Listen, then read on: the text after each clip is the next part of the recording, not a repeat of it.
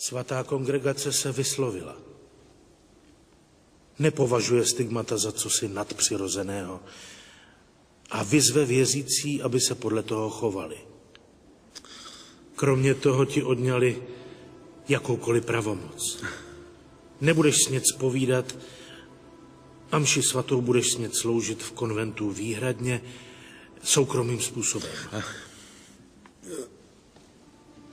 Musíš chápat, že tohle všechno se stalo kvůli veřejnému pořádku, aby se zamezilo jistým formám fanatismu.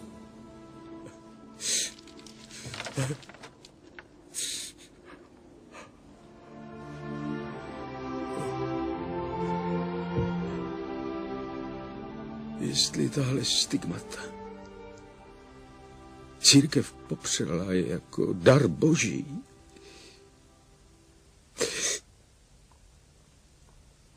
tak jsem se zmýlil.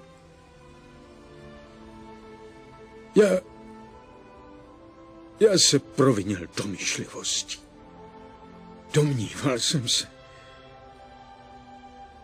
že mě poznamenal sám Pán. Tohle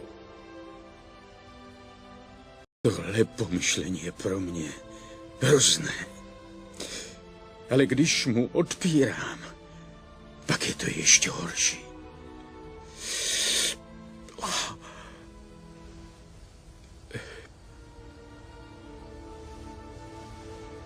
Otče, vždyť pochybovat o Bohu. Není to ještě strašnější provinění?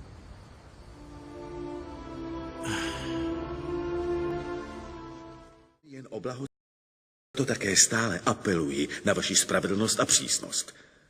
Doba konečně plně dozrála pro jeho přeložení. Ano, to by vyřešilo všechno. Uvážíme to.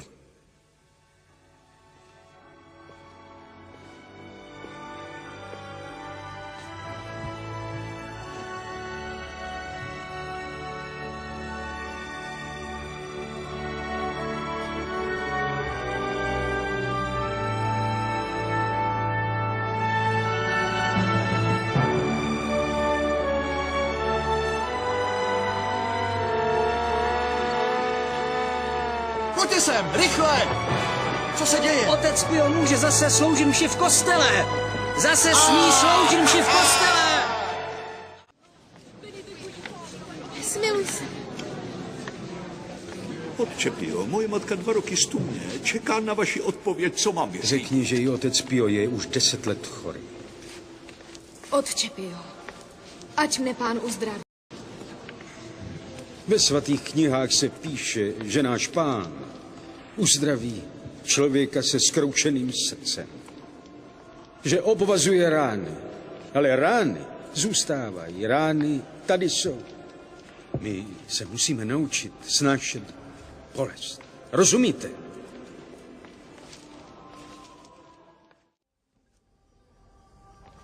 Ten nápad jsem dostal právě při smrti mé ubohé matky. Takový malý špitál pro nejurgentnější případy, kde by zejména chudí mohli být přijati a nemuseli by platit. Mohli bychom ho zasvětit svatému Františkovi z Azizi. Pár lůžek, tady by to bylo požehnání.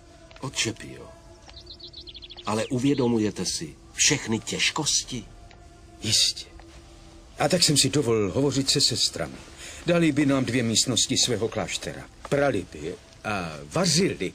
Takže jste s nimi už hovořil. Ano, ale jenom tak, abych zkoumal terén. A navíc by nám 1 místní dobrá duška. My nemůžeme zbavit druhé bolesti, ale my ji můžeme ulehčit. Musí to být velmi velká nemocnice. Velká, ale musí to být i dům. Dům. Pomoci v utrpení. Tak se bude jmenovat. Abychom nemocným ulevili v utrpení, použijeme vědu, ale také lásku. Veškerou moji sílu. I celé tvé umění. Dost. Nechme toho. Otče, chápete? Já nevěřím. Nevěřím v Boha. Ale Bůh věří tobě.